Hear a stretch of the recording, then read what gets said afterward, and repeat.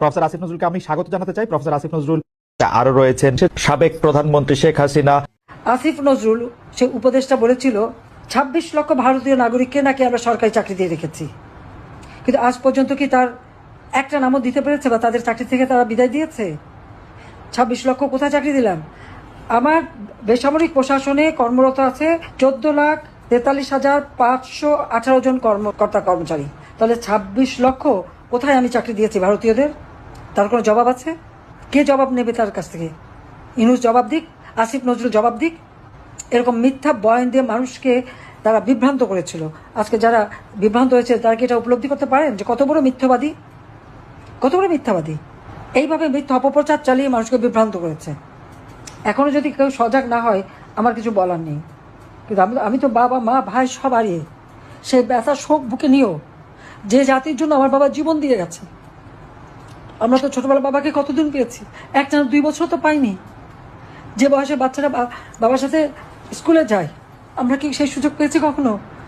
দেখা করতে তো জেল কেটে যেত হতো আমাদের, আব্বার সঙ্গে দেখা হতো জেল কেটে। এটাই ছিল বাস্তবতা। এই দেশের মানুষকে তিনি গভীরভাবে ভালোবেসেছেন, আমাদের থেকেও মানুষকে বেশি ভালোবেসেছেন। আর সেই দেশে সেই মাটিতে যখন স্বাধীনতা এনে দিলেন তখন তাকে নির্মমভাবে হত্যা করা হলো। তারপরেও 6 বছর দেশে আসতে পারিনি, রিফিউজি হিসেবে থাকতে হয়েছিল। পাসপোর্টটা পর্যন্ত জিয়াউর রহমান দেয়নি রেহানার। কোনো দলকে নিশ্চিহ্ন করার জন্য তাদের উপর নির্বিচারে অত্যাচার নির্যাতন করা, সেটা কিন্তু আওয়ামী লীগ করেনি। বরং সকলের মৌলিক অধিকার, গণতান্ত্রিক অধিকার আমরা নিশ্চিত করেছি। আমাদের সোশ্যাল সেফটি নেটে সেখানে আমরা যে তালিকা করেছি সেখানে কিন্তু আমরা দল দেখিনি। আমি যে ভূমিহীন গৃহহীন মানুষকে ঘরবাড়ি তৈরি করে দিয়েছি সেখানে কিন্তু কোনো দল দেখিনি।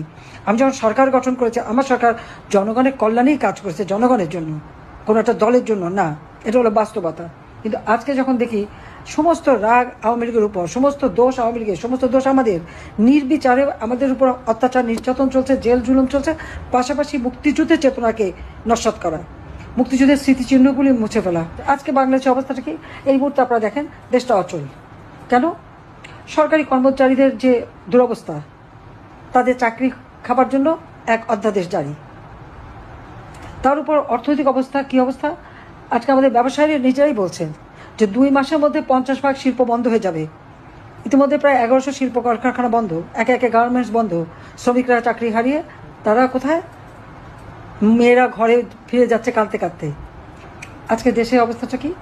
যে কোনো একটা ঘরের মধ্যে বাড়িতে ঢুকে যে কি তারা সমন্বয়ক, এখন আবার সেটা নতুন পার্টি হয়েছে এনসিপি আর বিএনপি জামাত, এরা মিলে সেখানে নির্যাতন, লুটপাট, কারো বাড়িতে ঢুকে লুটপাট করা।